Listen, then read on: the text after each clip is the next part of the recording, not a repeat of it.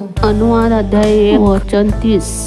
स्वतः परमेश्वर देव तुमच्या पुढे जात आहे, मिस्र देशात तुमच्या समोर. त्याने जे केले तेच तो तेथेही करील. तो तुमच्यासाठी लढेल, कारण तुम्ही घाईने निघणार नाही किंवा तुम्हास पळून जाणे भाग पडणार नाही. कारण परमेश्वर तुमच्या पुढे जाणार आणि इस्रायलचा देव तुमच्या पाठीशी असेल. तो उंचावरून खाली आला आणि त्याने मला पकडले. त्याने मला उच्च तळ्या पाण्यातून बाहेर काढले. माझ्या शक्तीला शत्रूपासून आणि माझा तिरस्कार करणाऱ्यापासून त्याने मला सोडवले, कारण ते माझ्यापेक्षा अधिक बलवान होते. देव सनातन आहे, तो तुझे आश्रयस्थान आहे. देवाचे सामर्थ्य सर्व काळ राहते. तो तुझे रक्षण करतो.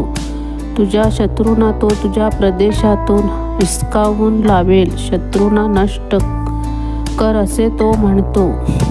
यरूशलेमेच्या सभोवती पर्वत आहे, तसा परमेश्वर त्याच्या लोकासभोवती आता आणि सर्व काळ आहे. Thank you Jesus. धन्यवाद.